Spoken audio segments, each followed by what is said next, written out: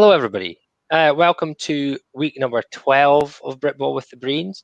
Obviously, me and Chris were otherwise engaged last week. Chris, is that the right word? Okay, yeah, sorry, I had to throw that in. We're back again for another week of Britball with the Breens. We have a few games called off this week, which we'll discuss later. And we don't have I think we've got 16 games total for this week. So we'll get through them later on. First of all, again, as normal, we have a guest tonight. So our guest tonight is, and I know I always say this wrong, so it's the head coach of the Northants Knights, and it's Wayne Gums. So we'll introduce him and get him into the stream. Good evening, Wayne. How are we? How you doing, guys? You all right? Can't complain. Easy day. Good. College football on the telly, NFL season's back. It's just great. Love it. Yeah, if at any point during this broadcast you see Chris look away, it's because he's watching Oregon versus Ohio State. And no, you can't watch that one. It's really bad. But it's Florida, South Florida at the moment, and quite frankly, it's a boring blowout. So I won't be too distracted by it because it's garbage. So Wayne, obviously you're part of a new team into the league this year. So how do you feel the season's going for you guys so far? So far, I'll say it's going pretty good. We've had a rocky start to the season, let's say, because we went up against a Div 1 side, so we didn't know what to expect. So the lads went in there, gave it their all. Yes, they come away with 2 losses, but at every game, they took away something positive. They didn't look at it as negative. They thought, right, okay, what can I do next game? So it's like, right, okay, we need to improve it. Then going into the next game, they were like, right, okay, we've improved on that. We just need to improve on this. And then the following 3 games, they've just excelled themselves. So every credit to the lads. They've put in the work and they've come out with the results that they've wanted. Yeah, and I think from our point of view, we obviously watch what's going on a lot in Britball, and you guys get a lot of praise for the way your team is set up, not just the senior team, but the whole way through. Your field, I've seen numerous different posts about your field on social media as well, and it looks pretty mint for what you actually normally get in Britball. Me and Chris will tell you that we've got one leg longer than the other. Yeah, we played on a hill for 6 years. So, and when I say hill, I mean proper there was at least a 4 feet drop between one side of the field to the other. So it's been nice to see that, and I think from our point of view, seeing your guys, and obviously you guys are playing Scunthorpe this week, but seeing you guys in Scunthorpe go through and really play at a really good level, and what is really your first year, and as you said, you're playing Division 1 team straight up in the Nottingham Caesars, who are a long-term Division 1 team. They're not just a one year team. Wayne comes a super handsome. There you go. You're getting your fans already. I totally forgot Chris had control of this. Here you go. There's Grant. So he's a Caesar. So he's really solid outfit. Some great coaches, awesome athletes. Final game of the season is going to be tough. So that going up against them straight away, great test for your players, and also probably a bit nerve wracking for everybody. But you played in teams before you become a coach, did you? Yeah, so I started off, my football career really started at Coventry Jets. So I was there a good few years, won Britballs, then bounced to Peterborough Saxons, helped them coaching, got to a final with them, and then ended my career playing and coaching with Leicester Falcons. So 2016 through to 18. So being defensive coordinator and playing for Leicester Falcons up until they got promoted to the Premiership. So you'd be challenging Brady for the amount of rings on one hand at this point, are you?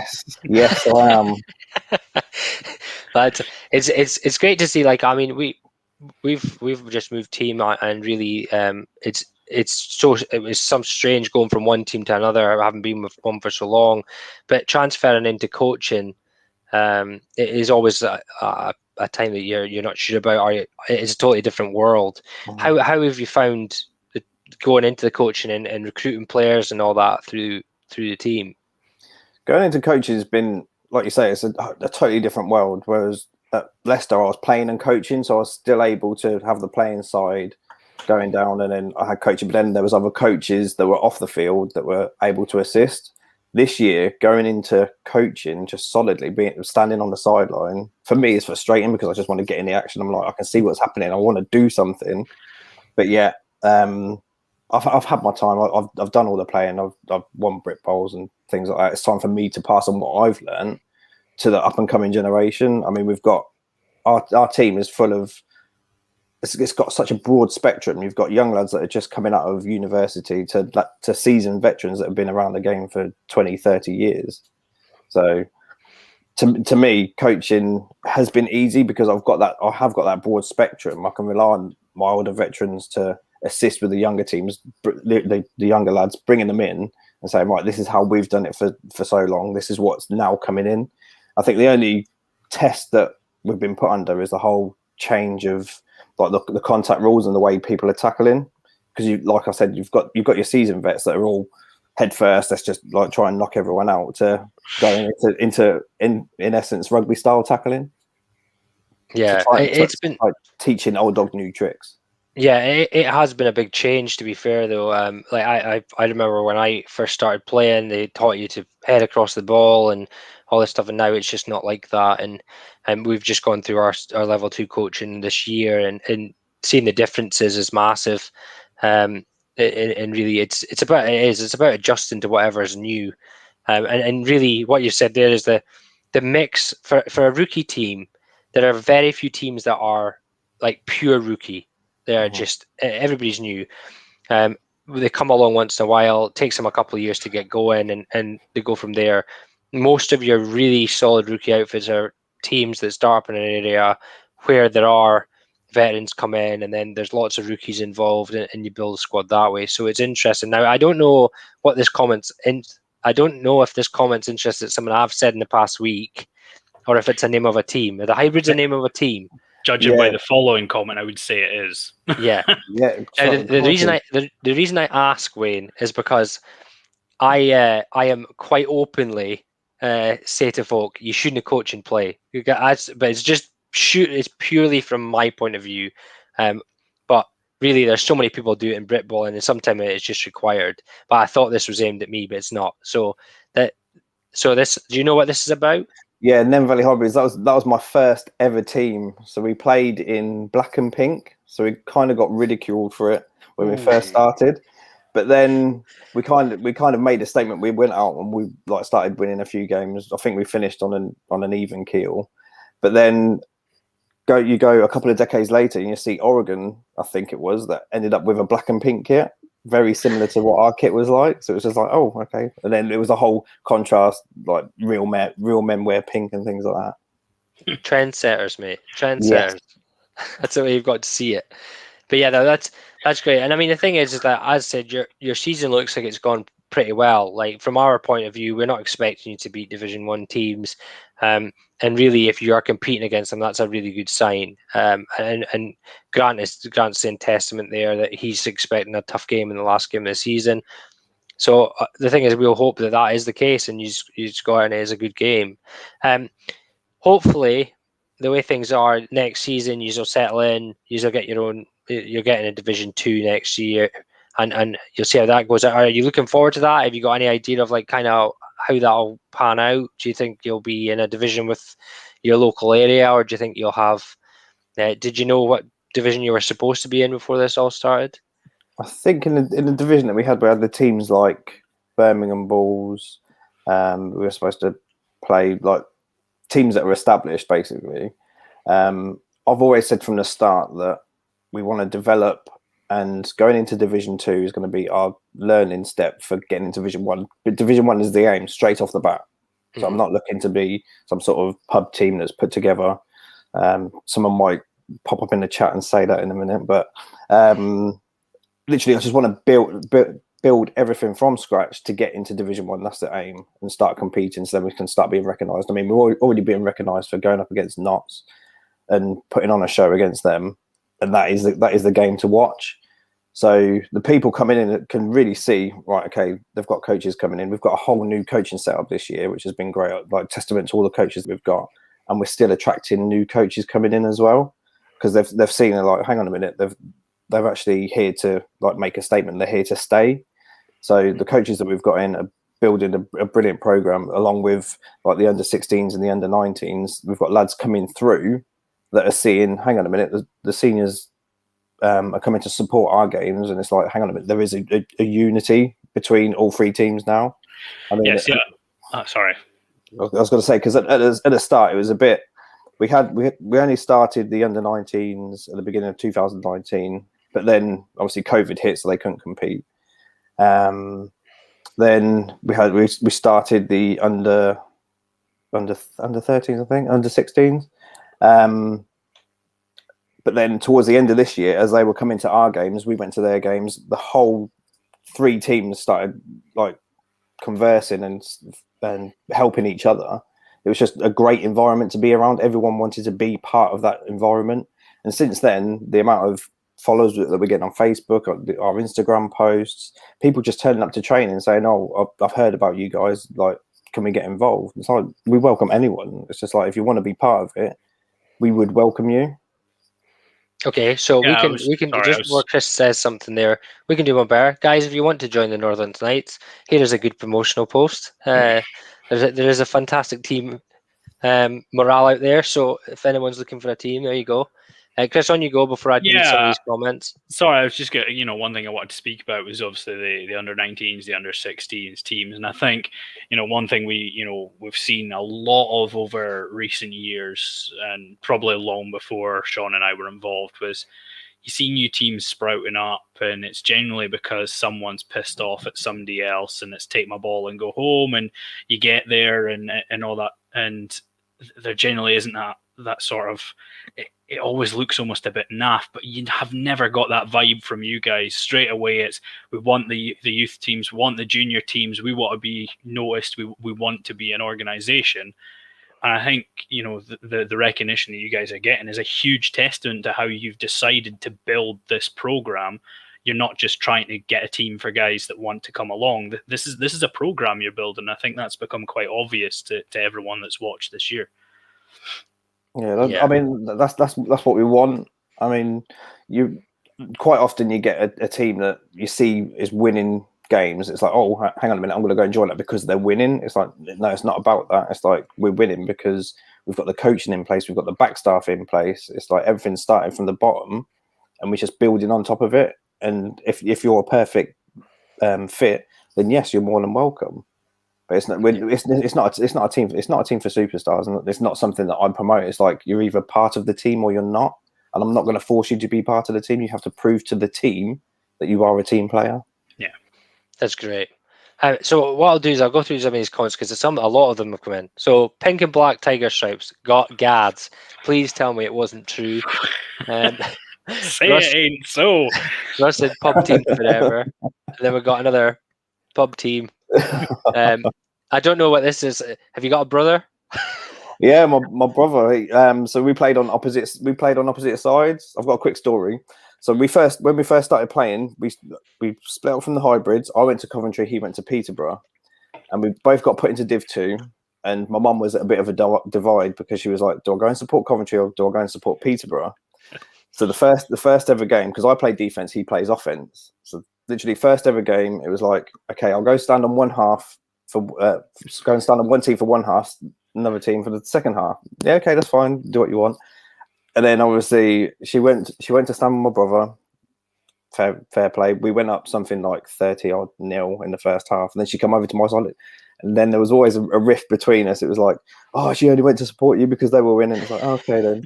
But then towards the end of the career, I wanted to see out my career playing with him. So then we ended up finishing playing together at Leicester Falcons, and now we're at Northants. So, so it's all come right. Was there a motherly coin flip and she deferred? I think she did. She deferred to second half. Yeah, but that's great. Anyway, we're the same. Our family come down and watched us for years and years, and it's great to have your whole family involved. Got a fantastic team across the board. I know from Darren. Darren often give us the juniors updates, so thanks again for that. I don't know what this is. It's an issue with his thighs, bit concerned about that one. I'm not sure. I don't think we want to know the story behind this one. I'm not going to lie. You know. Grant's saying if WAFA did a full restructure for 2022, I'd say Northlands would be a competitive Div 1 team. They wouldn't be out of place in Div 1. Yeah, and you know this, like that's a great comment, and that's great. But I would almost guarantee you're thinking along the same lines as me, Wayne, is that just start where you should be, work your way up, and if you are good enough to be in Division 1, you'll wipe away Division 2 anyway. I mean, the thing is as well is that you're talking about the division you were meant to be in sort of 2020. Yeah, 2020. That's when we're meant to be playing. You were talking about going against the Birmingham Bulls. I mean, I don't want to be robbed of that game. I want to see that game now. You know, I mean, I'm looking at it and I'm thinking, immediately if we have the same structure going into 2022 as what we're meant to have, I want that game. I want to see it. That's what you're looking for. That's two Division 1 teams we're talking about. Realistically, teams that wouldn't be out of place in Division 1. So hopefully we don't get robbed of that one. I would like to see it. Yeah, Birmingham's defense is good. We can tell you that for first hand. Oliver, thanks very much for your comment. It is a fair bit of work that we put in. So if you can like and share the post, that'd be great, guys. Dad's got a story for you. A team in Northants in the 80s called the Stormbringers. So this is our dad, Wayne. So he's been around for a long time in British American football, so he often has loads of stories. It's pretty much like our Aflac trivia question every week, like you see on college football when it comes up. Dad pops up with something every week that everyone goes, how does anyone even know that? But Darren knows. Darren says, Paul, followed them since '84, played for them as a Storm at the end. First season, oh, that's the wrong one. First season, Wayne has done a fantastic job. Congratulations. That's for you. Fun fact, Wayne is afraid of becoming too... I genuinely don't want to know. Here you go. Dad says, Darren Walker, they had an American running back called Johnny Atlas, a.k.a. Crazy Legs. I mean, there we go. Wayne's dad Rudy ran towards the end, so it is great, and you know this. We could talk about this stuff all night with different coaches. However, we are going to go into a bit of our show first. So, what I'll do is, as normal, we'll follow a certain path in this. Crazy feet. Well, we'll go follow a certain path in this. So I'm just going to share my screen. Here for the first I'm honestly the comments coming through for you, Wayne, are cracking. Okay. Cheers, Ian. feel like wine gums myself, to be honest.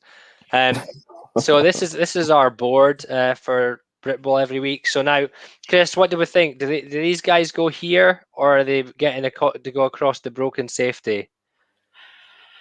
I don't think they do. I think they get left in scum. Okay. So you don't want to, but I don't know. I mean, it just seems an awful like the season's not really gone well for them, and they've just decided, you know what, we've kind of had enough. Hopefully not. I'd rather be wrong on this one and hopefully get some abuse saying, no, we lost like 93 players to injury this week. It's not what you think, but yeah, I think they have to stay there this week. I think the Thunderbolts get no choice. You cancelled the day. You're in scumbag. DC at least cancelled a couple of weeks early, so we know that's the way that is. And then we've got our normal group of fallen. We've not had any else pull out. There we go. Is it these three boxes that Bob need expanding? Russell, we know. But this, as I say, we don't want to see anyone in these boxes. But if you do something like that, you're going to end up in these boxes, and that's the end of that. So on to our plays of the week. Now I'm clicking on the wrong page here, but on to our plays of the week. This is obviously the plays of the week are a week behind. Okay, a few times we've had, it was week 10. No, we're always a week behind play of the week. So this is for last weekends. Now, because we don't have many fixtures this week, we have 4 plays.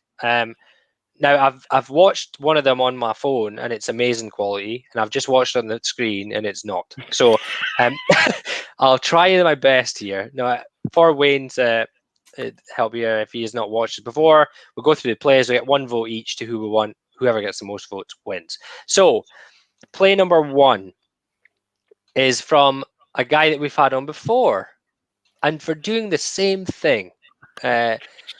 So this is Sam, I think. Is it Sam Fraser, Chris? Yeah, So, Sam, my man, you got to chill out with these punt returns, man. You're yeah, killing teams out there with these. It's brutal. he loves a punt return. So this is a punt return for Sam. Here is the first one. So, it's gonna. There we go. It's working. High ball, couple of bounces, picks it up. 1 cut, 2 cuts, and goodbye. and really, this just shows a bit of movement at the start. Outright speed is always a good thing, but I will pause it here, and this is if it actually loads. My internet's a bit slow today because I'm not in my house, so the internet, if the internet's slow, I'm sorry. But basically, there's a point in this this play that he's gone, and he just cuts once, cuts twice, and then once you see that cut, that's it. Like if it loads, it's deciding it doesn't want to for some reason. I'll get it back up if I can, but it's deciding to be annoying. So next one up is actually someone from Wembley's junior team. Now, I'll tell you, I hadn't heard of this guy before, but in the last couple of weeks, he's been popping up on my Instagram, and I think you just need to watch him. If you get a chance to go into this kid's Instagram, and I can't call him a kid because I'm in my 30s. If you get a chance to go into this guy's Instagram, have a look at some of his plays. But this one is a really good one. So this is 2 stallions in a row, exactly. Just watch the QB here, okay? So he's in a junior, wearing number 1, classic, best number. Well, Takes a snap back, runs out, small spin move, runs to the outside, deep throw, catch, brilliant play. So, I mean, the thing is that this play is good. Poison the pocket. I know it's junior, but poison the pocket.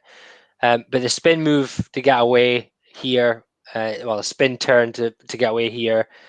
Nice little block to help him out, and then a deep bomb down the middle there, and that's a really good play from a young guy. And really, Wembley must be thinking, well, we're doing really well this season now. Anyway, look what we've got coming up. So, Wembley will be making sure they keep hold of him as they go through. So that's number 2. I don't know if number 1 is still loading for some reason. Let's see this one. So this is number 3. This is Bristol Aztecs, and this is a fumble 6. Are you sure it's this play, Chris? Yeah, it's the first play. So yeah, fumble there. Yeah, picked up. Nice spin move. Like it. Run through the big guy. Gets a bit of help from his teammates into the end zone. Now, this is a cracking play. And tackled 5 yards deep into the. Yeah. Now this is a cracking play. Like here, this is a great hit to cause this fumble. And this isn't the guy that's obviously ended up scoring the fumble 6, but this play, if it gets voted, will probably go to the entire Bristol Aztecs D.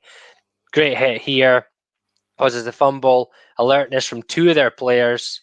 One picks it up, does a nice spin move. Then he has a wall of folk pushing for him all the way into the end zone, and then Big 70 destroys him at the end as a bit of extra measure. So that's play 3, and then just for extra, this one is the one that its quality is okay in this size. As soon as you try and zoom it up, you'll get nothing. So this is this guy's first touch ever for the Wolves, right? So first carry ever. Wait to see this run. So play space through the line. Oh, he's getting tackled. Nope. Spin move away. Breaks a second tackle. Takes off all the way down the middle. Nice block at the end by his teammate. And in for the tuddy, as he says here. So again, another top quality play here. Nobody touches him when he goes through the lines. He gets nice straight up the middle. Breaks that first tackle. Breaks that second tackle. And that's the end of that one. So the problem here is you've got a hard pick this week, guys, because I can't choose for the life of me which one I like the best. I'm obviously going to let. Before we go on to pick, I just wanted to point out to this comment. I was actually going to say this about number one. There's two reasons to wear number one. And one of them is you're a baller, and the second one is you're an a-hole. So we're going to say here he looks like an absolute baller. So he's perfectly within his rights to wear number one. I was the latter, if you were wondering, when I weighed number one. So Chris, I'll let you go first because it's a hard week. Which play do you like the best? Do we like punt return, youth spin move and throw, Aztecs fumble 6, or Wolves probably 80-yard touchdown run on his first ever touch?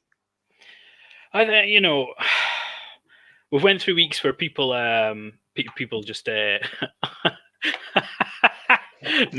it's not that I'm laughing at. It's his first ever touch for Wolves, but apparently he's a GB running back, which I did not know. So thanks for filling that in, Sam. Sorry, I missed this.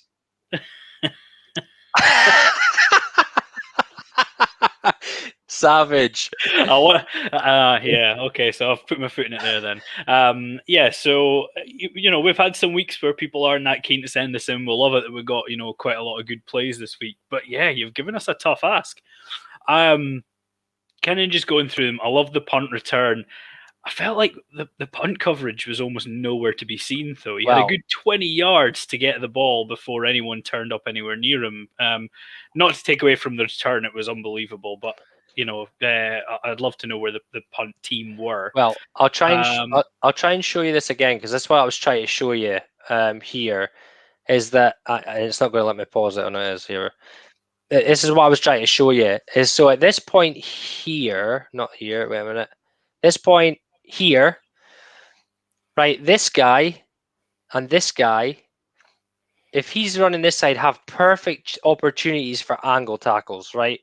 Perfect opportunity. Nobody's stopping them. Well, I don't know where this guy's going. He just decides to run the total opposite direction. This guy now has his shot. Nah, nothing. And then now there's another two guys here that could potentially get to him. This one maybe just gets outrun, but this guy has a perfect chance. These two guys here have perfect chances at angle tackle. So again, I don't know what happens here. This looks like he's in perfect position. Nope. And then the last guy, wrong angle again, it's up. So yeah, that's one thing for this one for me, is that the punt coverage is pretty poor after it takes it. But really, yeah, I think it's still a great play. So carry on, Chris. Yeah, so as I say, obviously love the punt return. There's the Wolves run. I mean, it's a great run. The line punches a huge hole at the start, and he just never really lets momentum go after that. He breaks the tackle to get through. The young lad, I love the pocket presence. He feels the pressure coming, goes left, spins back out, throws it on the move. He maybe even had time to set his feet, but he didn't need to. Stepped into the throw, threw a bomb downfield. It was a beauty. The fumble 6 from Bristol. Great presence to scoop the ball. He didn't dive on it. He scooped the ball up. Had a really sick spin move. That was like on a dime. And then the convoy guys carrying him into the end zone. A lot of 4 really, really good plays this week, and it makes it really challenging. But I think just for the pocket presence and how difficult it is to throw on the run, I'm gonna give it to the young man from Wembley for his. There's a QB answer if you've ever seen one. No comment. Chris keeping to his own. Wayne, what do you think? Who's your favourite out of that lot? Like you said, they're all good plays. I mean, to score on a punt return, you've got to have good awareness of the whole field, because you're focusing on gathering that ball in as well as 11 men running after you. Then you've got the running back, just first touch, blasting out the gates, scoring a touchdown. The fumble 6, again, team effort. They're in there to convoy him into the end zone. But I'm definitely going to have to go with the QB. To be that age, to have that much confidence in yourself. I mean, to throw in a spin move in the backfield and then get your eyes back downfield to complete a pass on the run. there's not much coaching that you can do. That's just ability, and if he can keep going at the rate he's going, then yeah, like you say, Wembley have got an asset on their hands. So yeah, I'm gonna go with the QB play. Well, that's going to select our play of the week anyway. Now, I select these with Chris every week, and I thought that was a great play. I'm pretty sure the Bristol Aztecs hate me because every week I put up the rankings. They don't like where they are, and obviously I do it logically. I don't just shove them there because that's the way I think it is. I do it logically. Every team above them has a better win than they do at the moment. It's nothing nasty. However, I think as a team play, I think that's the best play this week. I think coming off the edge, the guy comes off, great hit, good fumble, good hands to pick it up first time. They used to say fork the ball when you're running to try and pick it up off the ground. Spin move. The whole team's there try to block for him to get in the end zone. So that would have been my play of the week, but it doesn't matter. We've outvoted 2-1. So young man, you'll end up with your certificate this week. I'm just going to get your name up again because it's not a horrible thing, but I've got a memory like a sieve. So Corey Badry. Okay, you'll end up with our play of the week this week.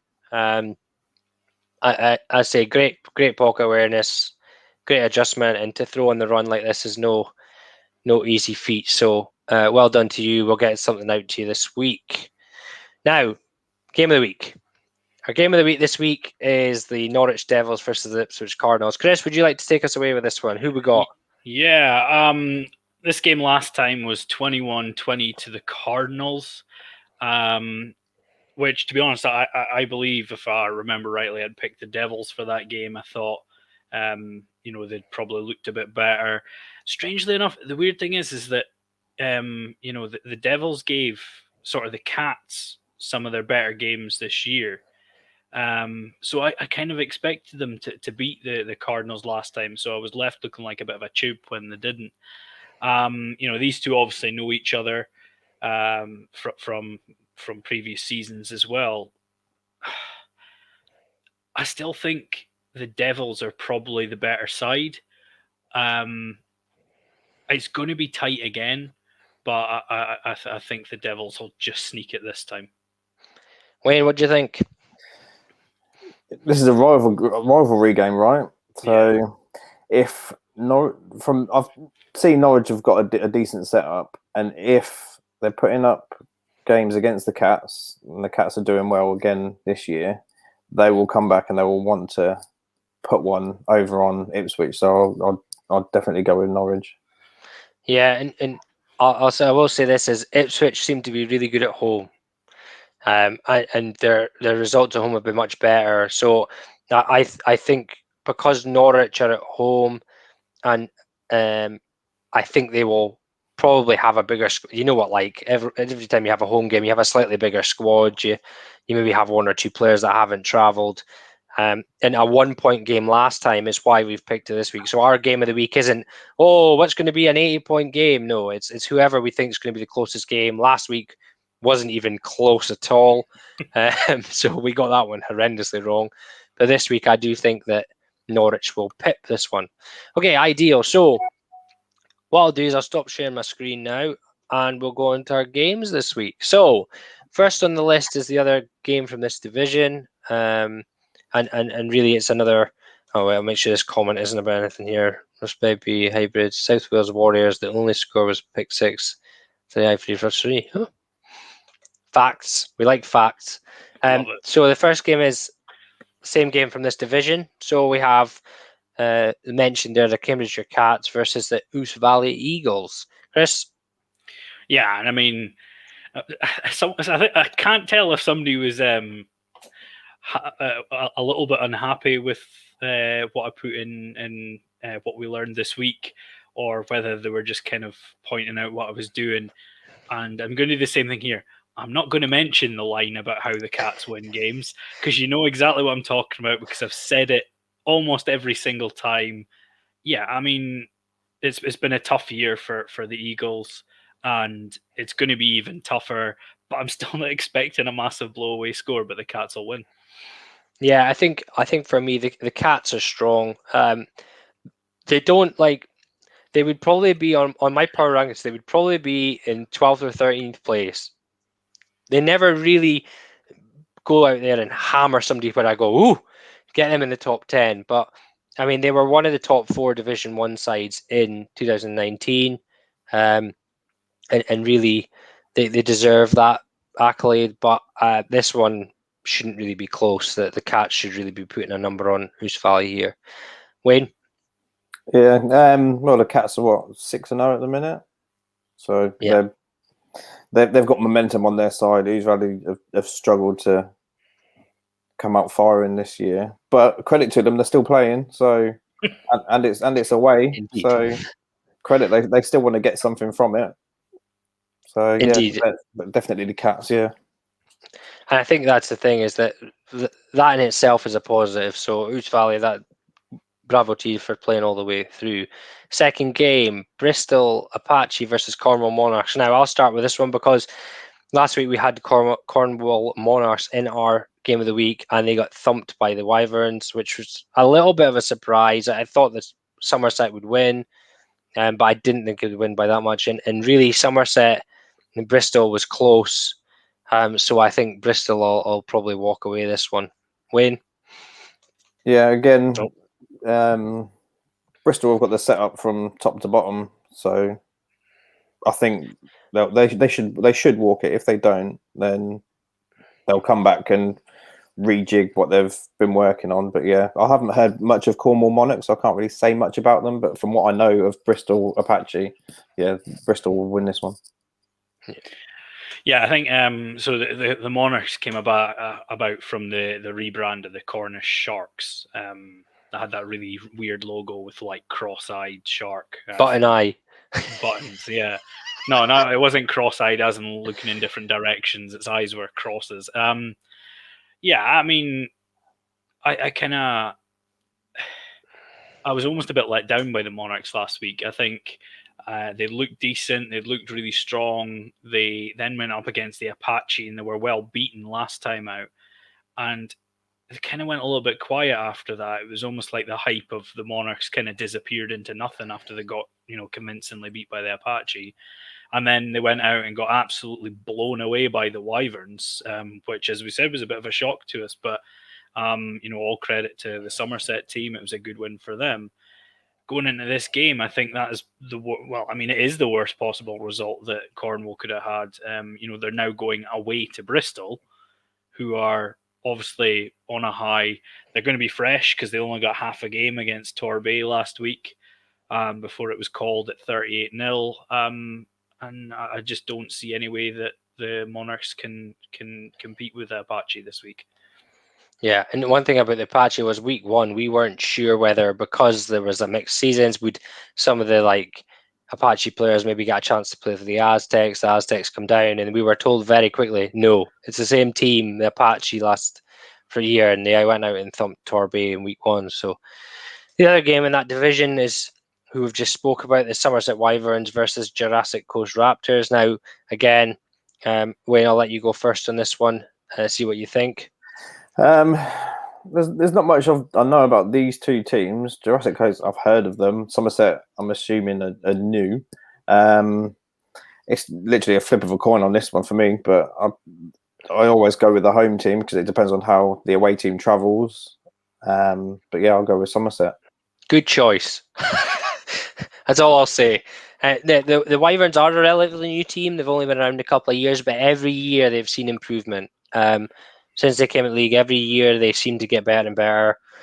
Jurassic Coast, not the same case. Even this year when they won one game comfortably, they then withdrew from the next one, which hacked us off. But really, this shouldn't be close. I think the Wyverns will probably run away with this one. Maybe some bagel burgers this week, Chris. Yeah, I mean, I'm big in on the Wyverns this week for multiple reasons. Obviously, I think they're looking really good. They got a really good win last week. Also, the fact that if they win this week, they're riding a 5-game win streak heading into their rematch against the Bristol Apache in what would be a potential top of the table clash. So obviously, I'd like that to happen. It'd be a good one to look forward to. And also, I want the Wyverns to win because the Jurassic Coast Raptors made me a national laughing stock. So so I'm just, I want the Wyverns to win big here. So the next one's a rematch of exactly the same game as last week. What's this say? They didn't last. Yeah, They didn't last. It was only 6-0 last time. You're right. But looking for a bigger score this time around. Yeah. Chester Romans versus Manchester Titans was a game that happened last week. Manchester's defense looked shaky against Lancashire. Come out against Chester Romans. Nah, it was very one-sided. I think the Titans put up a stupid amount of TDs in the first half, and really they should be. Like Chester have proven themselves to we'll go out and challenge Merseyside, but at the moment Manchester are another step above Merseyside in terms of the Premiership, and really the only difference here is that Chester are at home. They'll have film on Manchester that they can go through. So I maybe not expect the score to be as big this week, but I'd still expect Manchester to win this one comfortably. I think we got the score wrong on all our Grid and Hub stuff. I think it said that Chester Romans only scored 7. I think they scored 14. But even then, it was very one-sided at the half. And really, I wouldn't expect anything different. Just before I go on here, Cats game played at the. Is that the Glebe or is it the Gleb or is it? Nah. When someone started singing "I Will Survive" and we all tried to do the electric. Is it not the electric slide? I think so. Electric glide. I'm not sure. So yeah, Manchester for me should be comfortable winners here. Chris? Yeah, I mean, as you said, Chester have done a lot of really good things this year. They put up 2 really strong games against Merseyside, but as we've seen from the Manchester game, they are that next level above Merseyside at the moment. And I kind of touched on it again, and what we learned this week, and I do actually think that the Titans will probably feel really hard done by that this wasn't a full competitive season, because they'd definitely be feeling like they'd be challenging, if not winning, the Premier Division North this year, and try to get themselves a shot at a Britball title. And I genuinely believe that's how they'll feel. So they'll be disappointed this wasn't a competitive proper Premier Division season for them. There's not much going to change from last week to this week. Whether it's the Titans rotate a little bit more. Chester also have a bit of film, but realistic, so do Manchester. And I'd expect it to be a fairly similar score this week. Yeah. Wayne? As much as I don't want to, it would have to be Manchester. I mean, having played against both Chester Romans and Manchester, but losing to Manchester in a semi-final when I was at Leicester has haunted me for the last couple of years. But Manchester, both have got great setups. They're both physical. But Manchester's setup, again, from top to bottom, has just been like a team to aspire to, basically. They've got everything, the youth teams, the flag teams, the women's teams. Again, it's an organisation that is credit to the Britball. They are probably disappointed that it's not a competitive season, because they are a team that you look to and see, wow, the scores that they're putting on is just phenomenal, and they are a team to watch in the North. So yeah, I'm going to go with Manchester. Well, I think in week 1, we were hearing rumours that Manchester had enough wide receivers for a Division 1 team.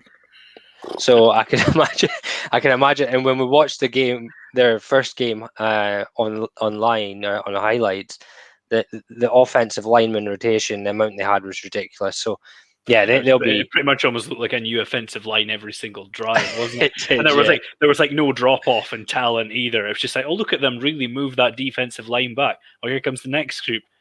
Is it the next group? I can't really tell. Oh wait, it's the next. Just changed. What's going on? Changed numbers. They just changed numbers after the first drive. But yeah, they are a cracking team. Yeah, we'll see how they go again this week. Next game is our game. So as rules, we don't speak about our own team, etc. We don't pick a winner. I will, however, say that The one sitting in this direction will not be playing because he's pretty much destroyed every part of his left knee. Is it your left knee or your right knee? It's my right knee this It's time. your right knee. It's my good knee, what has now become my bad knee. So it's or my functioning knees now become my non-function. Yeah, I mean, it's not like it's a well kept secret from the Highland guys. I've got a few of them on Facebook after playing them for a quarter and a bit. They're I literally in the early in the second quarter, my knee dislocated and relocated itself. Which has resulted in partial tears in the MCL, the ACL, and a bit in my hamstring as well. So absolute joys over here. I'm feeling great about that. Mentally, I've recovered a little bit. I think getting ready for the game tomorrow, I'll probably feel a little bit worse when we get there. Trying out coaching for the first time. Might find I'm probably one of those, those that can't do teach. Maybe I'm a better on the sidelines than I'm on the field. Who knows? But yeah, I mean, we know what the Highland Stags are. They're a good group. They're a good group of guys. They're missing the man in the middle who's went back to Bristol. Just if you're watching, said make sure we don't call you boy. You're the man this time. So he won't be there. He's back on his way to Bristol now. But no, they're a good team. They're physical up front, and I'm sure our guys are looking forward to it. I'm not sure I'm looking forward to watching from the sidelines, but that is what it is. Yeah, they were, and they had good numbers as well when we went up. Well into the 30s, they're a physical team. Really good running back. I think he's number 35. Found a lot of cuts, a lot of holes. But yeah, number 55 being missing, 53 being missing. 55. The guy from Bristol, he was very, very good in that first game. So we'll wait and see who fills in for him. If you want to pick a winner for us, Wayne, and honestly, there's no pressure. Pick whoever you want. The Highland Stags beat us. What was it? What was the score, Chris? 38-8, 33-8? 30. I thought it was 31, but I can't remember. 31-8 in the first game. It's always tough to pick winners when you've got people, fundamental people missing. So if they're missing someone on defense, if he's the key guy that's missing, how do they all adjust to him? And then obviously if you're missing a key guy on offense, how do they get started when he's shouting at you on the sideline telling you what to do? We'll find out. Yeah, it'll be a game to watch, just to watch the sidelines. Have a camera set up on field, have a camera set up on the sideline, and just watch reaction. Need a reaction cam. That's what you need. I mean, it might benefit in the respect that rather than me shouting on the field, they'll be able to ignore me and pretend they can't hear me from the sidelines. So it might be a benefit. You don't know. So you never know. Well, we know who Mooney's picking, Chris. We miss you, Mooney. Okay, so the next one's also in our division. Dumfries Hunters versus Dunfermline Kings. Chris, I'll let you go first on this one. Yeah, I mean, the Kings kind of give the Hunters a bit of an early scare. It was 2 weeks ago as well. The Hunters made a few adjustments and obviously ended up winning. I think it was 22-9. Yeah, I'm pretty sure it was 22-9. The Hunters are extremely physical up front, like really physical in the trenches. They are, it's quite a small squad they had certainly when we played them. And there was maybe an element of that. They were trying to get other guys in and it wasn't really kind of clicking for them. But, the Kings have come on a lot. We didn't know what to think of them at the start of the season after what we'd seen from their associate games the previous year. But they've come in and made a lot of improvements since that first week loss to the Highland Stags. So I expect it to be competitive again, but especially with it being at home, I would expect to see the Hunters win this game. Wayne? There's not much I know about these two teams, but from what's been said, if the Hunters are a physical team, they're at home, they're going to want to perform. So I'd expect them to come away with the win if they won first game as well. They also have the scariest janitor in the business, by the way. That guy does not let you on his field unless you have the exact footwear that is allowed. He won't let trainers on the AstroTurf in case you flatten the 4G grass. It's the wildest thing I've ever seen. So But they have two very good defensive tackles. Caused havoc for us, at least it looks like they did the same later on in the week. So I think Dumfries will win this one when they're at home. But you never know. As I've always said before, if Don's involved, you very rarely beat him twice. So it'd be very interesting to see. There you go, Luke. Miss you two boys. Back next season, last run, my guy. Yeah. Next year's the last run for me, Mooney. You're right enough. Right, next one. The South East Squadron versus the Essex Sabers. Wayne, I'll let you go first on this one. Do you know anything about them? No, I don't actually. I know I've got one guy that I used to coach at university that is playing for East Essex Sabers and he's doing pretty well. So just loyalties, I'd have to go with them. You're like Jason Shaw.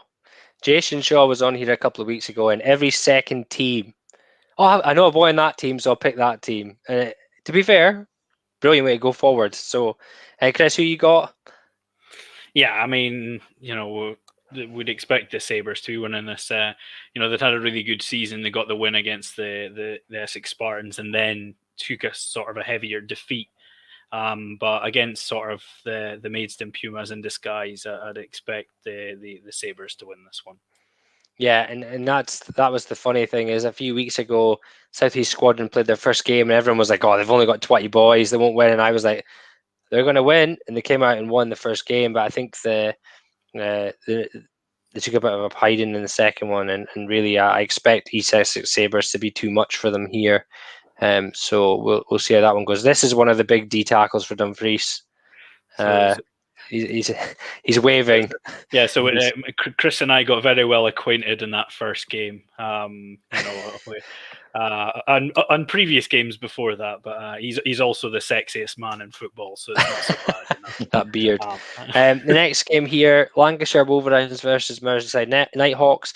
Now, I've heard a few people think that this is going to be a lot closer than it was in the first game because it was like 60-0. And Merseyside at the time looked way better. They were at home.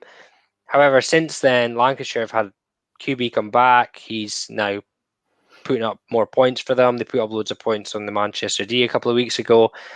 So will it be closer? No, I don't think so. I think Merseyside.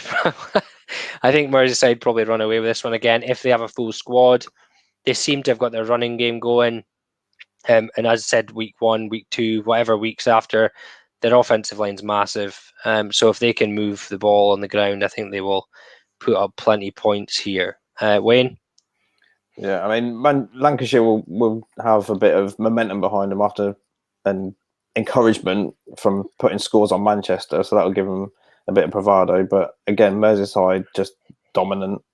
So as long as, again, if they've got the numbers and they can establish the running game first drive, happy days. But yeah, I'll go with the Merseyside Nighthawks. Chris?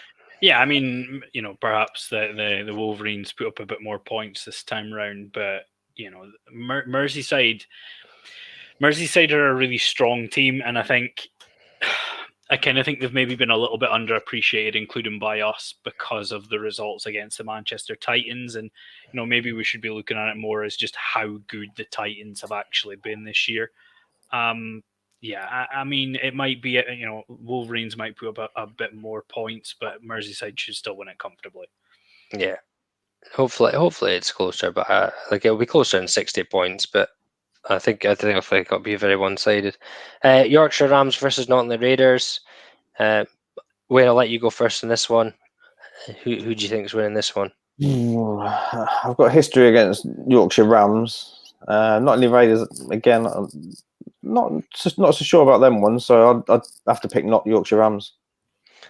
Yeah, so Yorkshire Rams have been in Division 1 for a while now. They've much better squad numbers this year. We had Jason Shaw on the show a couple of weeks ago. They look like they've had decent time, but they have had a lot of weeks off. They've not played in a long time. They've had games cancelled on them, etc. They're probably going to come out absolutely dying for a game. They are probably going to be so keen for this game, and probably not only are going to pay the price for that. I would think not only don't have a very big squad, and really have always been like a lower level Division 2 team, and that's not being harsh. It's just the reality, and really Yorkshire should run away with this one. Chris? 50 burger. Oh, there we go. There's the burger bagel. Yeah, I think burger. Yeah, I mean, the Rams, as you say, have had several weeks off. People have been cancelling games on them left, right, and centre as well. They are going to be pissed off when they play this game, and I feel like Nottingham are going to pay the price. Yeah. Next one. Now, this potentially could have been a pick for game of the week had it not been so unpredictable in the first two games. So I think in the first game, Bournemouth won 38-14 or something, was it, Chris? No, the first game, the Knights won. Knights won 38-14. And in the second game, Bournemouth won comfortably. I can't remember the exact score, but it was like a 42-point swing from the previous meeting. I'll just bring it up if you give me 2 seconds. I'm just looking for it. Right. I'll chat away. So, for instance, here the Knights have then come off. They're coming off of a pretty heavy loss to the Solent Thrashers. Bournemouth have probably been our surprise of the season. Just promoted to Division 1, and they have put in a shift against the Knights, who were a Premiership team the year before. They've done well this year, really well, and really this could be a cracking game. If Rushmore aren't on the top form, Bournemouth could sneak this one, and really, I'm going to pick Rushmore purely because they're at home. Yeah, so the first matchup was 31-8 to the Knights, and then the second matchup was 27-6 to the Bobcats. So Wayne, who are you picking? Yeah,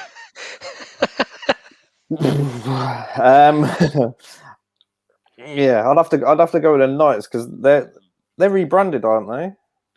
Yeah, they got rid of their before. They got rid of their oh no, is it their Salkin helmet they've still got, or did they get rid of that? No, it looks slightly more angry now. It looks sulking now. It used to be like straight and had a massive, like sort of like that old like point at the front, but now it looks like somebody's slightly unhappy about it. I mean, because they're the Knights as well. I'd have to support our counterparts. But yeah, I mean, they've been around for a while, so they're established. So if they can get their game going, if they can get their numbers, and they're at home again, I'll go with them for the win. Nice, Chris. Who are you picking after seeing that? Well, I got a bit of stick a couple of weeks ago in what we learned this week because I didn't mention how well the Bobcats played against the Thrashers, and I kind of understand where they were coming from. I guess if you looked at the start of the season, you'd have been surprised how close the game was. So yeah, you're right. You probably deserve a mention in that respect. So it was a good performance. I want to look at really at the first game with the Knights and then the second game. As you say, completely flip the script. You could pick either one. I think looking at more recent performances, i.e. the ones that they've both put in against the Solent Thrashers, the Bobcats win. Okay, good way to look at it as the most recent results. So that one could be a close one. It could be a really good game, as could this one. Now, I believe this one was rained off the last time. I think it was going to be a swimming contest rather than an American football contest, the first game. So London Blitz B versus Hertfordshire Cheetahs. Hertfordshire Cheetahs, I said it wrong again. I've got a habit of doing this, Wayne, sorry. So Hertfordshire beat first game of the season, not looked back since. Got better and better and better every week. However, they won the first game of the season. It was the 16-12 win over Oxford. It was Wembley. The second game they lost to Wembley. Yeah, but they've got stronger and stronger since, and the Blitz B have done exactly the same. They've got stronger as the season went on. Did they put up 52 last week? 52-21 against the Saints. Yeah. Against the Saints. So I hope Chris isn't watching. Poor Chris. But they've got better as it goes on. Now, the Blitz B don't give up many points. They really don't. So this is away for Hertfordshire. They're going to need to score points to beat Blitz B here. I honestly think this is going to be a great game. and I actually think that the Blitzby might step in and nick this one. Just total. Like, it could be like a point or anything, but I think if their defense steps up like it has been over the season, it's been getting better. I think they might nick this one. Chris?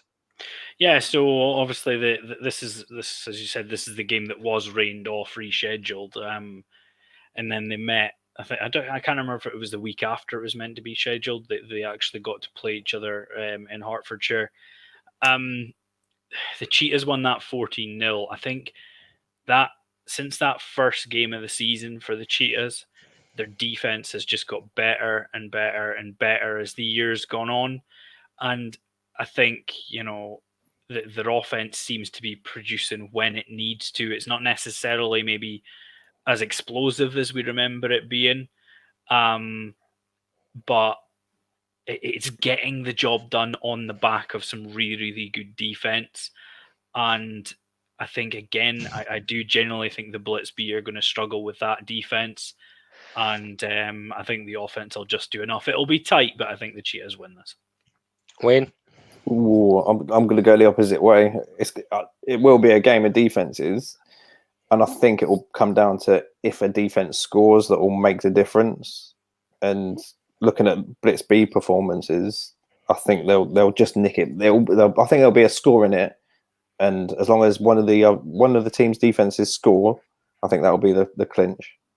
I think someone might correct me here, actually, but if I remember from just watching the highlights, I believe the Blitzby quarterback turned it over at least 3 times in their last meeting as well. So keep the turnover rate down, and yeah, that could sort of change the outcome. But again, it came on the back of that defense forced mistakes as well. So yeah. Well, we have 2 Hearts Cheetahs that watch this show every week, Russell and Craig. So Russell's saying I'm controversial, which it's a tough choice. And Craig, thank you, Chris. So you're welcome, Craig. We had Craig on week 1, and really he's saying this one, special teams will win it for us, and they shut them out in the last game. And I think that's part of it. We've all said that defense is going to have a thing in this game, and I think it will. But I think it's going to be a really good contest.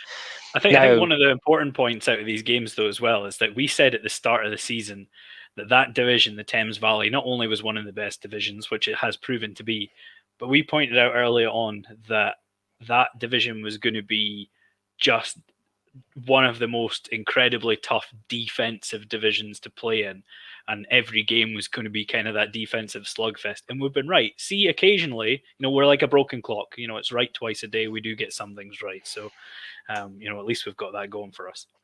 Yeah, right. Well, Wayne, I'm going to let you decide this one first. As per rules of this show, Wayne doesn't have to say nothing. He can just say, "Go away, Sean and Chris. You guys do this." But I'm guessing you're looking forward to the game at least. Yeah, very much so. I mean, we've been putting in a lot of work behind the scenes, training, film review. Coaches have done their homework, and I'm sure Scunthorpe have done exactly the same. So we're expecting a battle, but a battle in good spirits. So, we are travelling to them. I'm positive the lads will do their job as long as they do their job. But yeah, I'm just looking forward to a good day. Yeah, that's all I'm saying. And that's what something we said to you off earlier is both these teams, as first-year teams, are very good. Both brilliant setups. They look great. Look good, feel good. All this stuff. But there is good stuff going on in the background with both these teams. I think Northerns have taken a little step up over the last couple of weeks, and I think they will win this one. Chris? Yeah, I mean, it's one of those. We obviously, as you've kind of alluded to, 2 new teams in the league have both done really well in the same division as well, which is even tougher to go through that. I just think the gap between the 2 teams in the first meeting. What did we say? What did you say the score was? 32-8, I think. Yeah, I just think that it will be a tight physical game, but I just kind of feel like that gap's probably a bit too big to bridge, especially when sort of the Knights seem to have been almost getting better and better as the year goes on as well. So yeah, it's Knights for me. Yeah, and you've got a lot of support, by the way. Let's go Knights, Fight Club. Craig, we've been through this. We discussed this before, Craig. What's the number one rule? Don't discuss Fight Club. Light if the Alpha show up. Knights. Scunthorpe are tough, but go Knights. Scunthorpe versus Knights is going to be a battle in the trenches. So yeah, so it seems like it's everyone's looking forward to that game. So that's a great thing. Next game, Shropshire Revolution versus Crew Railroaders. Chris, I'll let you go first on this one. Yeah, I mean, Crew as we've been through have had sort of an absolutely horrendous schedule. And it finally almost took its toll last week, I think, when they were, I believe they were supposed to be playing Sandwell, and they couldn't fulfill the fixture. But Shropshire are one of these, again, underappreciated teams in that division. They've generally played really well. And, they've got a good offense, a strong defense, and it's going to be another long day for the Railroaders, unfortunately. Yeah, it's going to be, I would think it's probably going to be uncomfortable for them.